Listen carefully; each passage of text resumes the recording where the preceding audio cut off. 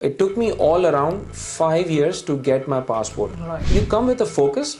Obviously, as a student, अगर आपको over the weekend जिस तरह और job करनी पड़े, that's fine. You know, you're earning halal रोजी कमा रहे हो, तो there's no problem. But don't lose your focus from your career. क्योंकि मुझे भी यहाँ पे जैसे migrants मिलते हैं, so they are only focusing on making money. I'm sure which is very important कि उनको घर भी भेजना है. But at the end then they start complaining कि permanent residency नहीं मिली या फिर उनको proper professional job नहीं मिली because you are not focusing on that area. तो you know the grass is always greener on the other end. इस तरह आप फील करते हो. पासपोर्ट मिला, ऑब्वियसली उसके बेनिफिट्स हैं, there is no doubt about it. You know if I have to go to America, Europe, anywhere, Pakistani passport से जाता तो वीज़ा लेने में ही महीने लग जाते हैं. PhD is a full time job itself. तो जब आप वहाँ पे फोकस कर रहे होते तो आप वीकेंड्स या तो आराम कर लो क्योंकि पूरा हफ्ता बहुत बिजी होता है. You know doing research, reading articles, supervisor को चेस करना, ये बहुत उसमें टग ऑफ वॉर रहती है.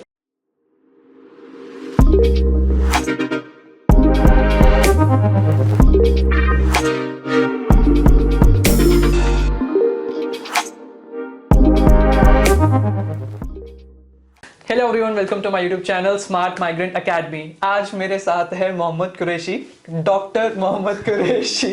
सो ये मेरे बड़े भाई की तरह है, तो मैंने इनसे बहुत कुछ सीखा है. तो मैं चाहता हूँ कि आज ये मेरे साथ आए हैं, which is I am very thankful for it. और आपको भी एक बार अपनी जर्नी बताएं जिससे आप भी इंस्पायर हुए. सो प्लीज़ आप मुझे बताओगे कि आप फर्स्ट ऑस्ट्रेलिया में कब आए थे? पहले तो thank you for the invite और हेलो एवरीवन. ऑस्ट्रेलिया मैं आया था 2003 में, February. I still remember the day. I think it was the 28th of February. तो I came as a student. जिस तरह आप लोग सब जो नए स्टूडेंट्स होते हैं वो आते हैं Australia with the hope of getting immigration. तो मेरा भी इस तरह का प्लान था कि चलो एट दैट टाइम दूसरी कंट्रीज ऑफर नहीं कर रही थी. I think only Canada was offering कि you go study and after you spend like go through your studies and pass the basic immigration tests, you should be able to get, आपको जो है ना residency मिल जाती है. तो ये M लेकर मैं आया था, लेकिन प्रेफर ऑस्ट्रेलिया इसलिए किया था कि मुझे क्रिकेट का बड़ा शौक था. तो उस शौक ने मुझे ऑस्ट्रेलिया की तरफ राग़िब किया. तो यहाँ आके पता चला कि रियलिटी चेक हुआ कि आप जो पाकिस्तान, इंडिया, बांग्लादेश हम लोग जहाँ बड़े लाड प्यार से माँ बाप पालते हैं, यहाँ आते हो तो आप बहुत कुछ खुद करना पड़ता है. तो आपको रियलाइज होता है कि लाइक हमारी फैमिली हमारे लिए कितना कुछ करती है, which we take it for granted. तो 2003 में आया था. फिर मास्टर्स किया कंप्यूटर साइंस में बाय रिसर्च का थोड़ा सा वो कहते हैं ना कीड़ा बहुत था, शौक बहुत था. तो वो ट्राई किया. उसमें तकरीबन 3 साल लगे डिग्री में. वो करने के बाद फिर मैंने रेजिडेंसी के लिए अप्लाई किया. वो रेजिडेंस हो गई विद इन फ्यू मंथ्स. उस टाइम बहुत आसान था बाय द वे. और फिर 1 साल के अंदर पासपोर्ट मिल गया रेजिडेंसी लेने के बाद. तो आप बच्चे जो आप लोग अब कर रहे हो, I feel for you guys, क्योंकि अगर मैं अभी आता तो मैं तो ये डिफिकल्ट लेके भाग जाता. तो मेरा यही सवाल था कि लाइक जब आप उस टाइम आए थे और इस टाइम में आपको कितना डिफरेंस लगता है, क्योंकि आप कह रहे कि 2003 में आए थे. 2003. सो it's like more than 20 years. तो बहुत ज्यादा चेंज आपने देखा होगा, आई एम श्योर. सो आपको क्या डिफरेंस दिखता है उस टाइम में और अब के टाइम में? देखो यार, ये कहना बड़ा आसान होता है कि हमारा टाइम आसान था, आपका मुश्किल है. एवरी जो एरा होता है उसका अपने चैलेंजेस होते हैं. तो जब मैं पहुंचा था यहाँ पे तो मुझे बताया गया कि यार आप लोगों के आने से 6 महीने पहले ये लोग बांट रहे थे रेजिडेंसी. लाइक अगर आप लेट्स से अर्ली 2000 में यहाँ पे जो लोग आए थे, doesn't matter what background you from, आप अगर आपका नर्सिंग बैकग्राउंड भी हो, लेकिन अगर आपने आईटी में 6 महीने का डिप्लोमा कर लिया तो they were offering you residence. तो 6 महीने में आप विदाउट एनी कोई भी आपका बैकग्राउंड हो, आप आईटी में डिप्लोमा करो, डिप्लोमा डिग्री भी नहीं, डिप्लोमा करो, रेजिडेंसी अप्लाई करो, you get the residency within 3 months. And then फिर शायद 2 साल का पीरियड था पासपोर्ट का. तो ओवरऑल 2 साल 2.5 साल के अंदर आपको रेजिडेंसी, पासपोर्ट सब मिल रहा था. तो हम लोग ये सुन के कह रहे थे, क्योंकि उस टाइम उन्होंने, जब मैं पहुंचा तो उन्होंने 120 पॉइंट्स रखे थे इमिग्रेशन के. वो एक अलग सिस्टम था. तो हमें बताया जा रहा था कि अब मुश्किल हो गया वक्त. तो इवेंचुअली लाइक अगर आप अपनी डिग्री कर लेते हो, आपकी इंग्लिश ठीक ठाक है, तो उस बेस पे रेजिडेंसी आराम से मिल रही थी। लेकिन अब जो इन्होंने कैटेगरीज कर दी हैं, तो I think average time is like 6-7 years और 8 years before you get your passport. Like on an average permanent residency यहाँ पे किसी को भी 4 to 5 years एवरेज है, बिकॉज आप 2 साल की मास्टर्स करते हो, देन 1 साल आपको लाइक जॉब एक्सपीरियंस दिखाना है, स्किल असेसमेंट लेना है, so it's like 4 to 5 years is very average to get permanent residency.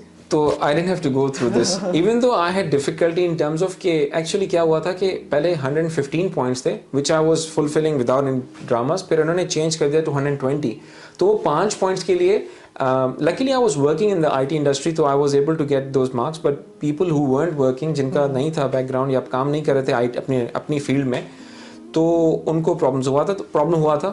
तो अब ये कि if I compare the two, without work experience you apply for the residence मेरे दौर में, and you were getting like spending I think there was a wait for a year after applying for residence, so it took me all around 5 years to get my passport. Right.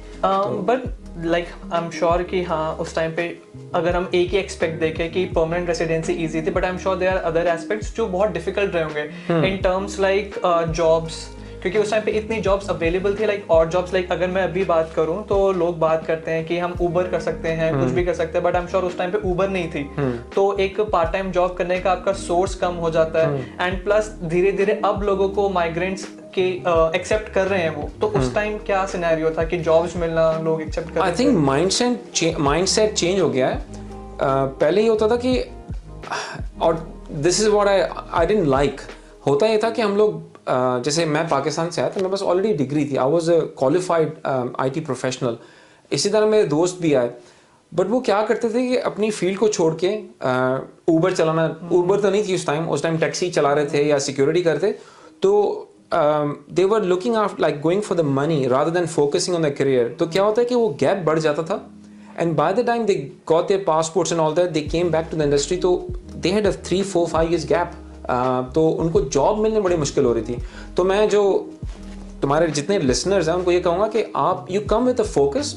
Obviously as a student अगर आपको over the weekend इस तरह और job करनी पड़े, that's fine, you know, you earning हलाल रोजी कमा रहे हो, तो that's there is no problem, but don't lose your focus from your career.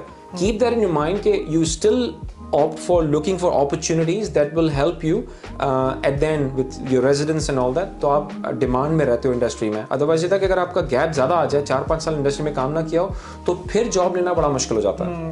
हाँ, ये पॉइंट मुझे बहुत अच्छा लगा, क्योंकि मुझे भी यहाँ पे जैसे माइग्रेंट्स मिलते हैं, so they are only focusing on making money, I am sure which is very important कि उनको घर भी भेजना है, but at the end then they start complaining कि परमानेंट रेसिडेंसी नहीं मिली या फिर उनको प्रॉपर प्रोफेशनल जॉब नहीं मिली, because you are not focusing on that area. So हाँ, ये बहुत अच्छा पॉइंट है। बट जब आपने सिटीजनशिप अप्लाई करी, सो क्या प्रोसेस रहता है सिटीजनशिप के लिए? एवरी लाइक इरा में डिफरेंट सर्कमस्टेंसेस थे। लाइक मेरे दौर में जिस तरह था कि because I was studying, so if I was in Australia for more than 4 years as a student, तो मुझे ऑटोमेटिकली 1 साल के अंदर पासपोर्ट मिलना था। तो उस टाइम वो सिचुएशन डिफरेंट थी। आई एम प्रीटी श्योर अब ऐसा नहीं है। अब आपको पीआर के बाद जैसे प्रोफेशनल आपको अपनी फील्ड में काम करना पड़ता है, and there are other requirements. तो मेरी कंडीशंस बिल्कुल डिफरेंट थी। हाँ, ये था, एंड अभी सॉरी मैं अप टू डेट नहीं हूँ इतना, मुझे ये पता है कि प्रोफेशनली आपको काम करना पड़ता है और there are other requirements.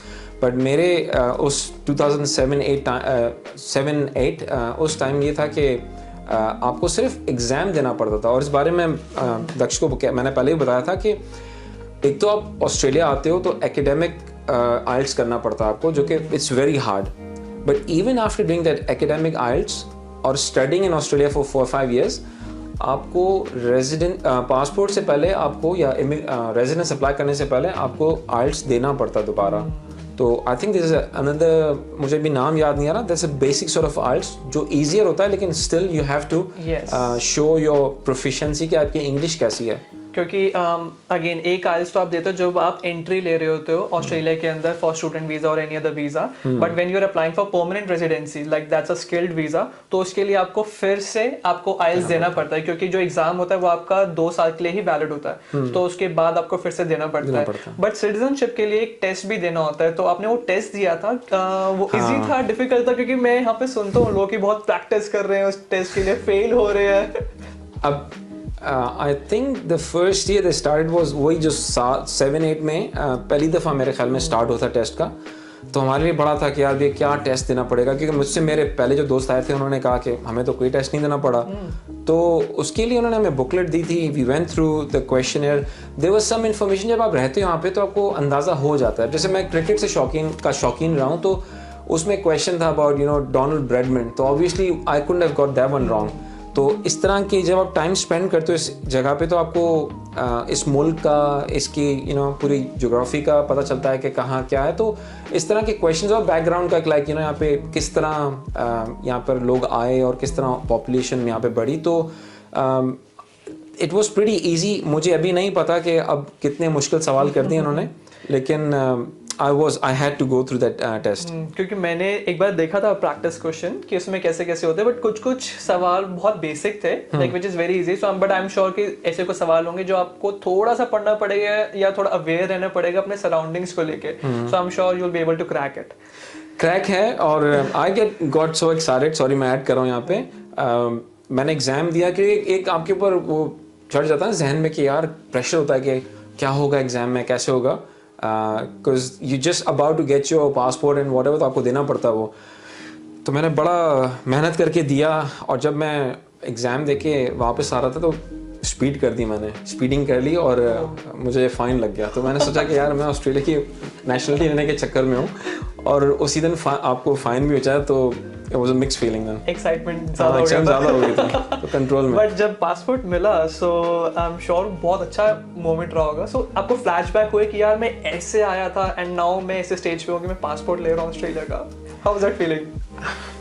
Nothing changes. मैं आपको बताऊँ, देखें एक हम लोगों ने चीज़, वो हमारे यहाँ, मैं पाकिस्तान से हूँ ओरिजिनली, तो वहाँ कहते हैं दूर के ढोल सुहाने।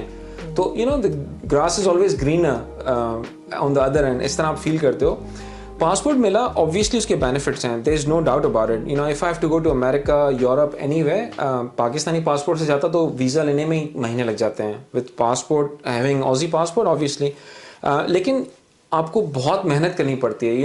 You give a lot to get that passport. Yes, एक अचीवमेंट होती है, but life remains the same जब तक आपको मिलता नहीं है। It's a piece of paper और अ बुक। तो obviously excitement शुरू में होती है, but then life doesn't changes that big that Actually, much. मैं इस पे ऐड करना चाहूँगा क्योंकि obviously जब मैं एज अ स्टूडेंट था तो मैं लोगों से बात करता था, यार आपके पास तो परमानेंट रेसिडेंसी है, सिटीजन हो, तो आप तो like you will be on top of the world. But then they were like कि इट्स ओके ना, like permanent residency is now you can stay as long as you want, right? It's not like कि government आके आपको special treatment दे रही है कि वो आपके लिए खाना बना रही है, लाइक समथिंग स्पेशल। इसमें मैं एक और चीज़ ऐड करूँगा कि जब मुझे मैं नया आया था, तो लोगों से जो यहाँ पे बहुत सालों से थे, उनसे पूछते थे कि भाई आप पाकिस्तान या इंडिया गए हो फैमिली से मिलने? तो वो लोग कहते थे कि पिछले 10 साल में हम लोग 2 दफ़ा गए, 3 दफ़ा। तो आई यूज्ड टू फील कि यार ये कैसे लोग हैं फैमिली को छोड़ के। और लेकिन then when I spend those 10 years, मैंने रियलाइज़ कि मैं पाकिस्तान मुश्किल से 3 या 4 दफ़ा गया था। तो इट्स नॉट ईजी, बिकॉज आपको टिकट लेना और पूरा यहाँ से छुट्टी लेना, अपने एम्प्लॉयर को बताना। और हम जब जाते हैं तो we can't go for a week और 2। पाकिस्तान जाना तो फैमिली से मिला, आपको 3-4 हफ्ते चाहिए, तो छुट्टी लेना फिर वो करना, तो it's easier said than done. तो आप पहले आते हो नए, तो आपको लगता है कि यार लोग कैसे हो गए यहाँ पे, ऑस्ट्रेलिया आके पाकिस्तान को भूल गए, इंडिया को भूल गए। लेकिन जब आप यहाँ पे आते हो फिर आपको रियलाइज होता है कि it's not that easy, right? But मैं वैसे एक्चुअल में बहुत इम्प्रेस था कि आपने क्रिकेट पे पीएचडी करी है, I mean, which is very unusual. तो आपको ये PhD का मन कैसे करा और क्या प्रोसेस है इसका PhD करने के लिए? PhD का शौक ऐसे कि यार मुझे रिसर्च का बड़ा शौक रहा है। जब से मैं ऑस्ट्रेलिया आया था, मैंने पहले मेंशन किया कि मैंने मास्टर्स बाय रिसर्च किया था कंप्यूटर साइंस में। तो वो तो खैर इनिशियली ये था कि रेजिडेंस में काम आया सारा, लेकिन जब अगर मैं ऑस्ट्रेलिया जब आया था उस time I could have continued my research degree. मैंने 2 साल लगाए थे, उसको मैं कन्वर्ट कर सकता था to a PhD, but problem ये होता कि मैं रेजिडेंट नहीं था या सिटीजन नहीं था, तो मुझे अपने जेब से पैसे देने पड़ते। और वो जो 2 साल थे जो मैंने ख़त्म करके रेजिडेंस अप्लाई की, मुझे 4 साल लगते PhD ख़त्म करने के बाद फिर मैं रेजिडेंस अप्लाई करता। तो उस टाइम के लिए back in 2007-8 was the right decision to stop the study. I didn't convert my master's by research into PhD. Rather you know I thought I work in the industry, तो मैंने फिर residence ख़त्म लेने के बाद या पासपोर्ट लेने के बाद मैं आईटी में काम करता रहा फॉर अ फ्यू ईयर्स, ताकि कुछ इंडस्ट्री का एक्सपीरियंस मिल जाए। तो I thought of doing PhD letter on. तो फिर अपॉर्चुनिटी ऐसे आई कि साइड लाइन जो हम बात करेंगे अभी क्रिकेट के बारे में, तो शौक की वजह से मैंने कहा कि यार मेरे पास टेक्नोलॉजिकल बैकग्राउंड तो ऑलरेडी है, प्लस अंपायरिंग का बैकग्राउंड है, तो व्हाई नॉट मर्ज टुगेदर। तो बेस्ड ऑन दैट मैंने खुद ही प्रपोजल लिखा about the technology invention into cricket. DRS की बात करेंगे हम, तो डिसीजन रिव्यू सिस्टम जो क्रिकेट में आईसीसी लेवल पे यूज़ होता है, तो उसके बारे में मैंने कहा कि let's explore this with the lens of a researcher, IT researcher. मैं अंपायर तो खुद ही था, तो मुझे पता था कि उसके क्या बेनिफिट्स हैं, क्या नुकसान तो नहीं है, लेकिन you know there was few flaws at the start which were rectified by ICC later on. तो उसको शौक को रखते हुए आई जस्ट यू नो एक वीकेंड गुजारा, खुद प्रपोजल लिखा, यूनिवर्सिटी ऑफ टस्मेनिया को सबमिट कराया। तो they accepted it because it was different, it was interesting for you know किसी ने शायद रिसर्च नहीं की है स्पेसिफिकली डीआरएस पे पीएचडी। एक और आई नो समवन एल्स, उन्होंने एलबीडब्ल्यू डिसीजन मेकिंग पे की है कि व्हाट अंपायर्स गो थ्रू। एक और पीएचडी हो चुकी है क्रिकेट में, but mine was on DRS. तो एनी हाउ आपको क्या करना होता है कि रिसर्च के लिए अगर आप रेजिडेंट हो या सिटीजन हो, तो that benefits you in applying for scholarship. You automatically are local, तो यूनिवर्सिटी में आपको पैसे देने नहीं पड़ते, आपको बल्कि university pays you for doing research. तो it's kind of a work. तो वो किया, लेकिन जैसे मैंने मेंशन किया कि मैंने खुद प्रपोजल लिखा, मैंने खुद सबमिट किया, और क्योंकि मैंने पहले ही रिसर्च डिग्री की हुई थी, दैट हेल्प। तो अगर आपके जहन में ये इस तरह आप लोगों के कि यहाँ के पीएचडी करें, तो what I would suggest with my experience कि never come unless you get a scholarship, कि आप किसी ऐसे डोमेन में काम कर रहे हो जो यहाँ पे डिमांड में हो, और you know but do your research, like right your proposals, you have to find your own supervisor. University will not find you one. आपको क्या करना पड़ता है, अगर जैसे मेरा आईटी की डिग्री थी तो मैंने यूनिवर्सिटी ढूंढी, फिर यूनिवर्सिटी में जो प्रोफेसर या जो सुपरवाइजर थे जो पर्टिकुलरली आईसीटी में या आईटी में काम करते थे, तो उनको कांटेक्ट किया खुद ईमेल पे, उनको यूनिवर्सिटी की वेबसाइट पे ढूंढा, कांटेक्ट किया कि are you interested in something like you know DRS and cricket umpiring you know together with lens of technology. तो eventually I found a supervisor. तो ये प्रोसेस आपको खुद करना पड़ता है। तो मैं सजेस्ट ये करूँगा कि अगर आपका शौक है, try to do this yourself. Proposal लिखना पड़ता है कि हाउ वुड यू कंट्रीब्यूट, आप कैसे कंट्रीब्यूट करोगे, क्योंकि जब आप डिग्री करते हो तो आप दूसरों का काम पढ़ते हो, लेकिन जब आप पीएचडी करते हो तो you contribute towards the current state of knowledge. जो नॉलेज है उसमें आप कंट्रीब्यूट करते हो। तो ये प्रोसेस है कि आप बताते हो कि यहाँ इस फील्ड में ये काम हो चुका है, but I will do this. तो उस तरह आपको प्रपोजल लिखना पड़ता है। Will have some other session के हम बात करेंगे कि प्रपोजल किस तरह अच्छा लिखा जाता है पीएचडी का, लेकिन that's how I did, that's what I did. I submitted to the university, they liked it, और फिर मुझे स्कॉलरशिप मिली। तो आप लोगों को, अगर आप इंडिया में हो, पाकिस्तान में हो, बांग्लादेश में हो, जहाँ पे भी हो, तो आपको वहाँ बैठ के आप अप्रोच कर सकते हो, but only come for a PhD if you get a scholarship. उसमें ये होगा कि you will get a monthly sort of a salary, तो at least you don't have to pay the fees from your pocket, और rather you will be getting paid.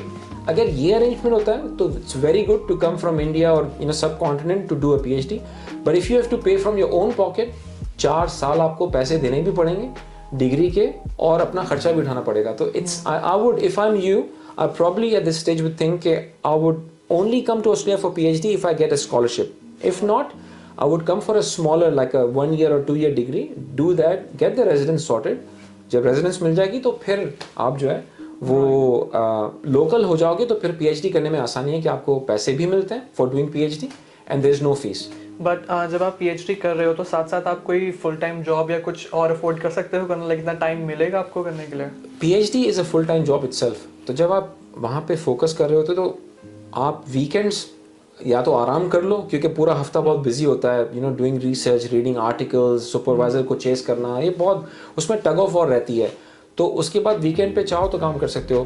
मैंने part time job की थी क्योंकि मैं लोकल था, तो I could afford to take a even break, which I did. एक stage ऐसा है जब it was too much for me, I took a break for 6 months so that I can like balance कर सको अपनी life, other commitments, and then come to PhD. But जब आप international student होते हो तो you don't get that opportunity. तो आपको वो बड़ा माइंडफुली और करना पड़ता है. प्लस ये कि अगर आप PhD स्टूडेंट होते हो तो बेनिफिट ये हो जाता है कि आप को यूनिवर्सिटी ऑफर करती है कि you can teach at the university. Unlike, they won't hire someone from outside. If you are studying there and if you got the, आपके पास आप पढ़ा सकते हो तो आप ट्यूटरिंग कर सकते हो, जो मैंने की थी यूनिवर्सिटी में. That's nice. But जब आपने DRS पे PhD करी तो उसका आउटकम क्या था, लाइक क्या रिजल्ट था? मैंने कुछ इन्वेंशन नहीं किया है. देखो, टेक्नोलॉजी ऑलरेडी क्रिकेट में थी, तो उसको मैंने जिस लेंस से देखा कि how ICC could have done it better. क्योंकि जब अगर आप DRS के बारे में पढ़ते हो तो जैसे क्रिकेट वर्ल्ड में इंडियन क्रिकेट बोर्ड BCCI उनका बहुत बड़ा से है कि they generate a lot of revenue. They didn't like it because they were the first one to put their hand up कि इंडिया श्रीलंका की सीरीज हुई थी, DRS को रखा गया. लेकिन हुआ ये कि उसमें बहुत सारे फ्लॉज थे जिसकी वजह से बहुत सारे बोर्ड इंक्लूडिंग BCCI said कि we won't have DRS when we are playing. So काफ़ी अर्से तक BCCI ने अपोज किया, and rightly so because उसमें कुछ फ्लॉज थे and they wanted to get ICC resolve those before implementing it. तो मैंने सोचा कि अच्छी अपॉर्चुनिटी के देखें कि क्या प्रॉब्लम्स हुए थे and how ICC went about fixing those problems and then coming up with the DRS that we are using now. अब आप you can't imagine cricket without DRS. तो ICC had worked day and night to get everything sorted क्योंकि the intention was right to bring technology to help the decision maker जो umpires होते हैं, to improve the quality of the decisions in the game, ताकि players भी satisfied रहें, spectators भी satisfied रहें. And the main intent was to remove howlers from the game. Like umpires are humans, तो हमसे गलती हो सकती है, तो उनको remove करने के लिए ICC brought this in. But obviously there were learnings and it took a little while for ICC. तो मेरी जो study थी वो यही थी कि if let's suppose अब कोई और टेक्नोलॉजी क्रिकेट में या किसी और स्पोर्ट्स में आए, तो how we can implement the technology better and quicker without having much dissatisfaction with the main stakeholders like players and officials and all that. तो मेरी study stakeholder management side की थी, and my case study was on DRS. तो it was a bit of merge. So जब आप आपका umpiring का भी बैकग्राउंड है and आप अभी भी बहुत अच्छा कर रहे हो, so आप अंपायरिंग का एक्सपीरियंस बताओ कि आपने बिग बैश में भी अंपायरिंग करी है, so उस स्टेज तक आने के लिए क्या करना होता है, do you have to do a course या what you have to do? अब खैर मेरे ख्याल में मैं इस एज में आ गया हूँ कि अब मुझे हर बात में पुरानी एग्जांपल्स याद आते हैं. जब भी क्या होता है कि यहाँ पे अंपायरिंग में सिर्फ ये नहीं था कि आप फील्ड में खड़े होकर आउट दे रहे हो या सिग्नल 4 कर रहे हो. It's you have to be a whole package. अगर आपको कहीं खड़ा किया जाए ऑफ फील्ड ऑन फील्ड, आप you can talk about umpiring. लगे कि यार, तो this is what the requirement is by Cricket Australia कि जो अंपायर है ना वो फिजिकली भी हो, वर्बली भी, they can communicate well. तो ये सारे एट्रीब्यूट्स होते हैं अंपायरिंग में. तो मैं क्वेश्चन ही भूल गया. तो क्वेश्चन ये था कि जैसे आपने अंपायरिंग अभी आप बहुत अच्छे लेवल पे कर रहे हो, सो सपोज मैं हूँ फॉर कोई एनीवन जो अब नहीं खेल सकता क्योंकि मैं नहीं खेल सकता कुछ भी है, सो अंपायरिंग करना चाहता है, still they want to connect with the cricket. So umpiring के लिए क्या कोई कोर्स करना पड़ता है, कुछ ट्रेनिंग चाहिए होती है और कहाँ से शुरू करना होता है? मैं वापस आऊंगा, मुझे अब याद है कि होता है जब हम कोर्स रन करते हैं एज अ ट्यूटर, हम ट्रेनिंग करते हैं, we are umpire trainers as well. तो जब क्रिकेट सीजन ऑन होता है तो मैं ऑन फील्ड अंपायरिंग कर रहा होता हूँ, जब ऑफ सीजन होता है तो वी गो थ्रू कोर्सेज. तो सब कॉन्टिनेंट के जो बच्चे आते हैं, जो लोग आते हैं, वो सवाल उनका पहला क्या होता है कि how can I umpire in test cricket, how can I umpire in IPL, how can I, ये बेसिक क्वेश्चन होते हैं. So you can, and I am not discouraging anyone, but it takes time. जिस तरह आप गाड़ी सीखते हो तो it takes time for you to become a competent driver. शुरू में आपको अगर गियर भी लगाना होता है तो आपको देखना पड़ता है कि मैं सही गियर लगा रहा हूँ नहीं लगा रहा हूँ. ब्रेक पे आप देख रहे होते हो, हालांकि आपको पता था कि पैर से ब्रेक लगाना है. तो इवेंचुअली होता है कि जब हम ड्राइव करते हैं, आप after such experience we can just sit in the car without looking anything, we just switch on the car and we can. इसी तरह अंपायरिंग का होता है. शुरू में यू आर सो कॉशियस कि यार कोई गलती ना हो जाए, कुछ इस तरह ना हो जाए, तो इस तरह का फेज होता है. लेकिन then slowly and gradually with experience it just becomes normal. तो coming back to your point, मैंने इसलिए स्टार्ट की अंपायरिंग कि जब मैं पाकिस्तान, शौक तो बहुत था, ऑस्ट्रेलिया आए भी अंपायरिंग के लिए थे, लेकिन यहाँ पहुंचे तो पता चला कि भाई यहाँ पे तो कुकिंग भी खुद करनी है, क्लीनिंग भी, झाड़ू पोछे सब खुद करना है. और फिर जो थोड़ा बहुत टाइम आराम का होता है उस टाइम भी जाके जॉब्स करनी है। तो वो सब शुरू में करने के बाद मैंने सोचा कि यार अब तो खेलने के बजाय थोड़ा अंपायरिंग करके देखते हैं, थोड़ा सा एंगेज करके देखते हैं कैसा जाता है एक्सपीरियंस। तो जब मैं पहली दफ़ा न्यू साउथ वेल्स में मैंने स्टार्ट की थी अंपायरिंग, मैंने असल में 6-8 सीजन वहाँ पे किए हैं और तकरीबन 9 सीजन यहाँ पे किए अंपायरिंग के। तो न्यू साउथ वेल्स में बैक इन 2007-8 जब रेजिडेंस वगैरह सॉर्ट आउट हो गई थी और मेरे पास थोड़ा टाइम आया तो मैं कोर्स करने गया। मैंने कहा चलो अंपायरिंग का कोर्स करके देखते हैं। हमें बड़ा वो होता है कि लाइक यू नो हमने क्रिकेट खेली हुई है तो हमें सब पता होगा अंपायरिंग का, तो हम पहुँचेंगे तो it be piece of cake. It's not like that. जब मैं वहाँ बैठा था तो मेरे पीछे none other than the best umpire cricket has ever seen, Simon Taufel was sitting behind me. तो मैंने लाइक नाम तो सुना हुआ था, लेकिन जब मैंने मुड़ के देखा, उससे मिला, अपनी लॉ बुक पे उससे साइन कराई एंड ही कुड सी कि यार ये कौन पागल है कि यू नो इतना एक्साइटेड आप हो जाते हो, क्योंकि इंडिया पाकिस्तान को इतनी अपॉर्चुनिटी नहीं मिलती कि आप बैठे हो किसी के साथ। यहाँ पे डैरल हेयर हो या साइमन टॉफल, ये सब लोग जो हैं यहाँ के जो अंपायर्स हैं, डैरल हार्पर, स्टीव डेविस, इनके साथ जब आप बैठते हो ना तो उससे आपको एक तो मोटिवेशन मिलती है प्लस आपका कॉन्फिडेंस बढ़ता है कि if they can do it why can't us, like why can't we do it. तो जब साइमन को देखा तो वो शौक जो है वो मल्टीप्लाई बाय 1000 हो गया कि अब तो मुझे भी करनी है अंपायरिंग। तो कोर्स पास किया, फिर रियलाइज हुआ कि इतना आसान नहीं है। Knowing the cricket laws is different and applying them on field is totally different. Sorry मैं बात काट रहा हूँ, कोर्स कंप्लीट करा तो एज इन कोर्स कुछ सर्टिफिकेशन कोर्स था? हाँ, लाइक कितना टाइप का कोर्स था? हर स्टेट की ऑस्ट्रेलिया में डिफरेंट रिक्वायरमेंट है। तो अगर आप वैसे बता दूं कि आप ऑस्ट्रेलिया अंपायरिंग वीज़ा पे नहीं आ सकते कि आप सोचो कि मुझे अंपायर बना, आपको यहाँ आके पहले तो ये चीज़ें सॉर्ट आउट करनी है, इमिग्रेशन वगैरह। उसके बाद not discouraging you but you can, time शुरू में नहीं होता रियलिस्टिकली, बट ये when you get here state to state vary करता है। टेस्मेनिया में आप ना भी किया हुआ एग्जाम तो आपको अंपायरिंग का अपॉर्चुनिटी मिल जाती है। न्यू साउथ वेल्स में ये होता है कि they give you a question, है मल्टीपल चॉइस क्वेश्चन होता है, they give you like 50 questions, 40-50 question होते हैं क्वेश्चंस। तो you have to get, I think to umpire in Sydney cricket it's 75 or 80%, something like that. तो वो जब पहली दफ़ा दिया तो मुश्किल से कोई 85 समथिंग आया, तो मैं तो समझा था कि मैं 100% करूँगा, लेकिन it took me while to you know get used to the laws. तो वो पास करते हो तो आपको एक बेसिकली सर्टिफिकेट मिलता है कि he is a competent with the understanding of laws.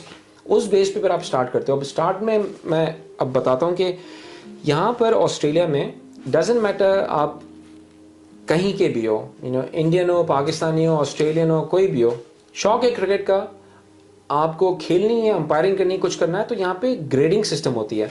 तो जैसे सिडनी में जब मैंने स्टार्ट किया 5 ग्रेड थे, तो you start with the lower grade, whether player और umpire doesn't matter, lower grade से स्टार्ट करोगे।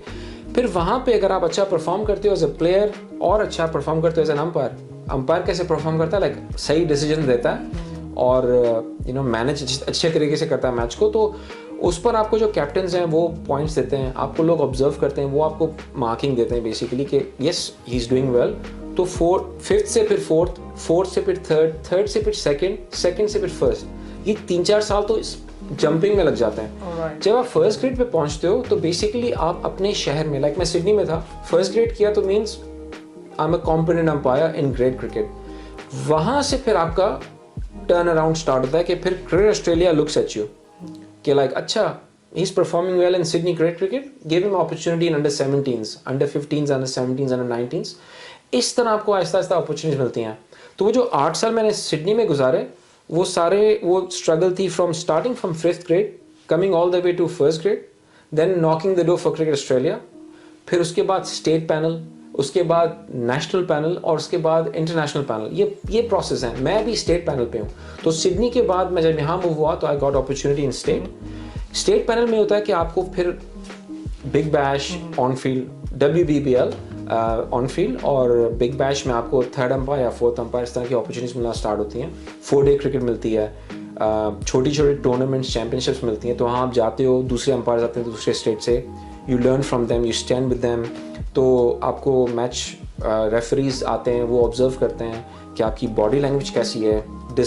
अब डिसीजन देना जो है ना, लोगों को ये लगता है कि यार क्या करना है, ये उंगली तो उठानी है, लेकिन आप इमेजिन करो LBW में इतने सारे क्लॉजेज होते हैं, यू नो फ्रंट फुट सबसे पहले। अब हमारे पास जिस लेवल पे यहाँ पे हर मैच में ये नहीं होता कि मैं चेक कर लो थर्ड अंपायर से, वैसे हम थर्ड कहते हैं नॉट माई प्रॉब्लम, तो ये नहीं होता कि मैं थर्ड अंपायर के पास हर चीज़ भेज दूँ, आपको ऑन फील्ड बहुत सारी चीज़ें मैनेज करनी होती हैं। अब फॉर एग्जाम्पल LBW के लिए front foot is it a no ball और और फेयर डिलीवरी, अगर नो बॉल है तो आपने नो बॉल कहनी है, नो बॉल नहीं है तो दैट्स द फर्स्ट चेक।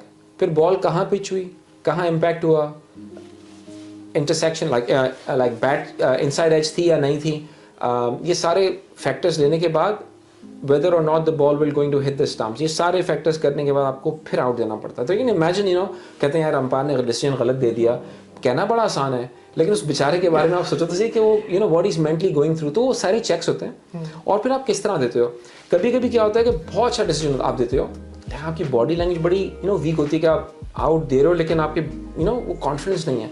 तो इसलिए हम लोग को जब ट्रेन करते हैं ना, तो वेदर मैं बहुत ही कोई अजीब सा डिसीजन दे रहा हूँ, लेकिन I have to sell it really well कि मैं कॉन्फिडेंटली देखूँ, आई कंसिडर द अपील हो रही है तो एकदम उंगली नहीं उठानी है, you take your time, then you slowly and gradually put your finger up, have the eye contact, ये सारी चीज़ें जो है ना कंसिडर होती हैं बिफोर पीपल स्टार्ट थिंकिंग यार ही इज़ अ गुड अंपायर। तो नाइस मतलब आपके आंखों में वो पैशन दिख रहा है जिस हिसाब से आप अंपायरिंग की बातें कर रहे हो, बट मैं आपके साथ टोटली एग्री करूंगा कि जब मैं भी स्टेडियम जाता था ना, लाइक विल सीन टीवी पे कि यार ये शॉट क्यों नहीं खेल पा रहे हैं, इनसे इतना मिस क्यों हो रहा है, सामने से बॉल आ रही है, बट जब हमने स्टेडियम में बैठ के देखा लाइक फ्रैक्शन ऑफ सेकंड में बॉल इतना तेज आता है कि it's very hard to play. So I guess same with umpire कि इतने सारे मोमेंट्स, इतने सारे सीन्स हो रहे हैं आपके सामने, तो आपको फ्रैक्शन ऑफ सेकंड्स के अंदर वो डिसाइड करना है कि लाइक हुआ क्या है LBW के अंदर, राइट। सो इसलिए जब आप अंपायरिंग कर रहे थे या फिर जब आप बिग बैश में अंपायरिंग कर रहे थे, सो ऐसा कुछ इंसिडेंट जो आपको याद हो जो बहुत ही अनोखा हो एंड किसी प्लेयर के साथ इंटरेक्शन हुई हो अजीब से जो आपको याद रहे?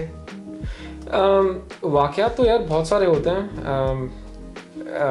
एज सच अगर मैं बात करूं कि इट डजेंट मैटर आप कौन से लेवल पे भी करते हो, क्योंकि अगर आप बच्चों की भी अंपायरिंग कर रहे हो तो उनके लिए टेस्ट मैच होता है। और मैं तुम्हें मजे की बात बताऊं कि ये जो बच्चों का मैच होता है ना, लाइक अंडर 15, अंडर 17 या अंडर 13, उसमें क्या होता है कि ऐसी चीज़ें होती हैं जो नॉर्मली हाई लेवल पे नहीं होती, जो प्लेयर्स नहीं करते। तो आपको अपने लॉस को जो है ना, आपको बड़ा कॉशियस रहना पड़ता है। और आजकल बच्चे जो हैं वो उनको तो अगर आप उनको लगता है ना कि डिसीजन सही नहीं है तो वो आपको रिव्यू का डिसीजन देते हैं, विच इज अगेन स्पिरिट के खिलाफ है वो। अगर कोई हायर लेवल पे करता है तो रिपोर्ट हो जाती है। तो बच्चों को you can't report them, so you basically have a word with them कि दिस इज नॉट ऑन। तो वाकया तो होते रहते हैं। तो आपको क्या है कि जो भी लेवल पे करते हो you have to do your best. देखो अंपायरिंग के लिए अच्छा अंपायर वो है जिसका आपको पता ही ना चले कि वो फील्ड पे है नहीं है। जब हम किसी मैच से बाहर आते हैं और मैच रेफरी कहे कि you weren't noticed, that means we have done a good job, कि we are there। देखो हमारे लिए कहा जाता है कि we like a tool box के अंदर रहते हैं हम, we only come out when required। So for example when an umpire comes out, अगर कोई अपील होती है we come into the equation, out देना है नॉट आउट देना है। when there is a question, आपने नॉट आउट दिया तो बॉलर आके पूछेगा भाई तूने आउट क्यों नहीं दिया, तो मुझे एक्सप्लेनेशन नहीं देनी, मुझे बताना पड़ेगा मिसिंग लेग, बस, not an explanation, just 2 word. अगर वो कहे but I told you my answer, next ball, आपको अगर आप हर किसी को सेटिस्फाई करने लगोगे तो अंपायरिंग में यू वोंट गेट एनीवेयर, क्योंकि everyone will start coming questioning you. फिर आपके जहन में चलेगा कि मैंने सही आंसर दिया नहीं दिया, तो you just short and sweet answer and move on, game moves on, you move on. अगर आप सोचते रहोगे एक गलती हो गई या कुछ हो गया, अब उस बारे में सोचते रहोगे फिर आप दूसरी गलती करोगे, फिर तीसरी गलती करोगे।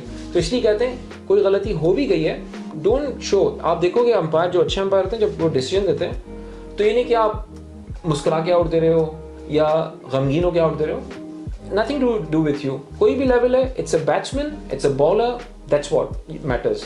तो जब अपील देते हो तो एक्सप्रेशन दे सकते हो आप, no expressions, whether give it out, whether give it not out, और कॉन्फिडेंटली।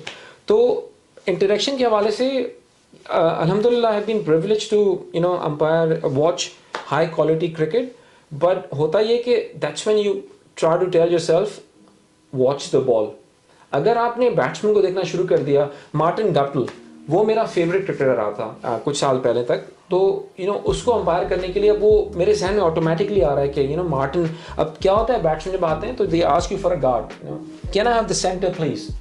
तो अब मैं जाके बोलूँ कि मैं बड़ा फ्लैट हुआ हूँ कि Martin Guptill, you just go, yeah, that's your center Martin, and you know like आपको need to have the confidence कि यू नो मेरा यही सोच रहा था मैं कि जब आप अंपायरिंग कर रहे हो, आप विराट कोहली या किसी को अंपायरिंग कर रहे हो, तो लाइक आप ऑलरेडी उस बंदे के फैन हो, so like how can you give you out to that person? I mean obviously you can, but again वो एक अलग ही फीलिंग के साथ आप अंपायरिंग कर रहे हो, and you have to be very strict to that again laws की नो, आपको इमोशंस अपने साइड में रख के लाइक आउट डिसीजन देना है।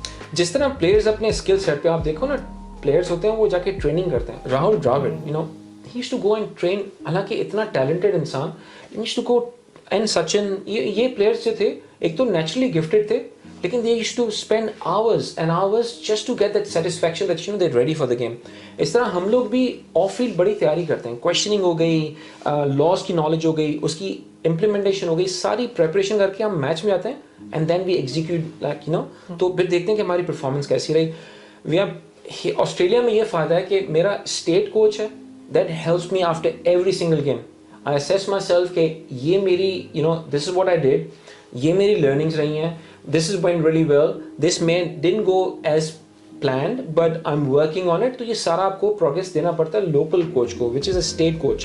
फिर हमारा क्रिकेट ऑस्ट्रेलिया का कोच होता है, you know they help us, so there's so much happening there कि by the time we go to a higher stage we mentally ready कि you know it doesn't matter सामने कोई भी player हो, कुछ भी हो, you just focus on the ball, focus and watch the game, you know, and make your decisions and get your decisions right। तो हमारा सारा फोकस पे होता है।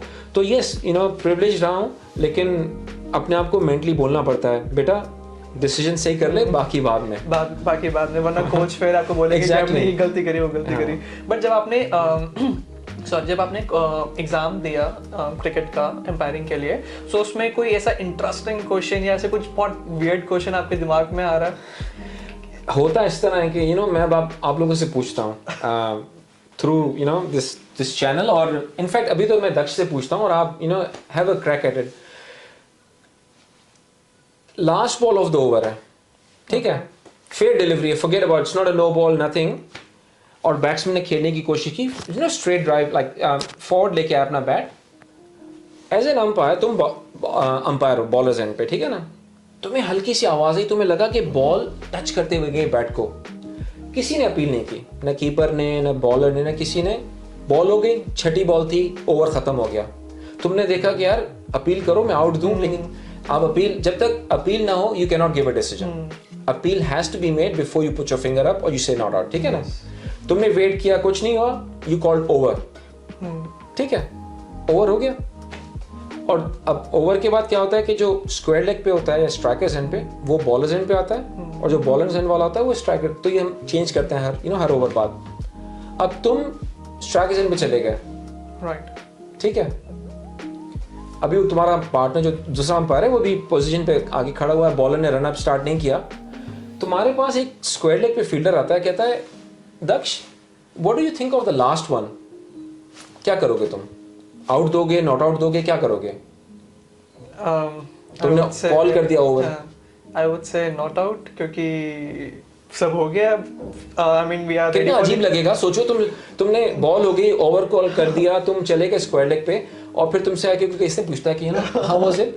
देखो अब याद रखो, अपील के लिए दो चीजें हमारे, अपील कोई भी कर सकता है, नॉट नेसेसरी कि बॉलर अपील करे या कीपर करे, उन 11 प्लेयर्स में से किसी ने एक भी अपील कर दी, दैट विल, अगर किसी ने नहीं की तो यू कांट गिव योर अपना डिसीजन नहीं दे सकते। अपील के लिए टाइमिंग भी बड़ी इंपॉर्टेंट होती है। टाइमिंग तब तक नहीं इनवैलिडेट होती जब तक जो बॉलर है दूसरे एंड से उसने अपना रनअप स्टार्ट ना किया हो, ठीक है। अगर उस बॉलर ने रनअप स्टार्ट कर लिया होता और वो बॉलर से कहता कि हाउ वाज इट, वैसे तो अपने गेम पे फोकस कर रहा होता, लेकिन लेट्स सपोज कि बॉलर ने रनअप स्टार्ट किया ही था, उसने कहा how was that last ball, that's too late. लेकिन अगर बॉलर ने अपना रनअप स्टार्ट नहीं किया, you have gone to square leg, हालांकि अपील तुम्हारे एंड से हुई थी, अब तुम स्क्वायर लेग पे आ गए हो, कोई आके पूछता how was that, you can put your finger up and give it out. So the run up of the bowler invalidates the appeal, timing of the appeal, ठीक है ना। अगर run up start नहीं हुआ है तो आप आउट दे सकते हो टेक्निकली। ओके, अब ये नहीं पता था लोगों को, मैं जब स्टार्ट किया तो मुझे पता नहीं था, आप समझते हो आपने कॉल कर दिया ओवर, दैट्स इट, नहीं, अपील की टाइमिंग इनवैलिडेट नहीं हुई है, ठीक है।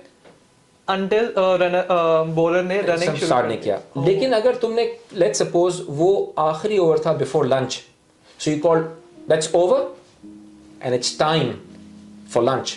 अब तुमने टाइम कॉल कर दिया, दैट इनवैलिडेटेड स्ट्रेट। तो लेट्स से तुमने लंच कॉल कर लिया, अब तुम रास्ते में जा रहे हो टुवर्ड्स पवेलियन और कोई फील्डर आके कहे कि how was the last one, I heard something but that's too late now, you can't give it them.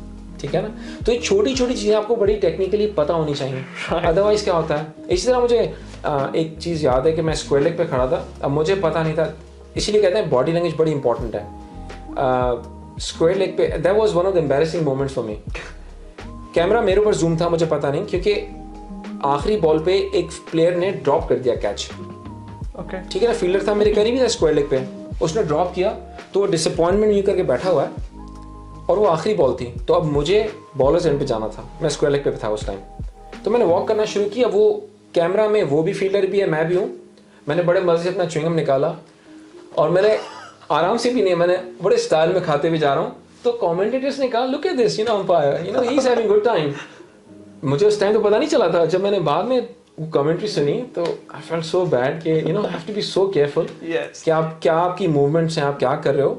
Specially आजकल कैमरा जो क्राउड को भी नहीं छोड़ते तो अंपायर तो दूर की you have to be really cautious, yeah.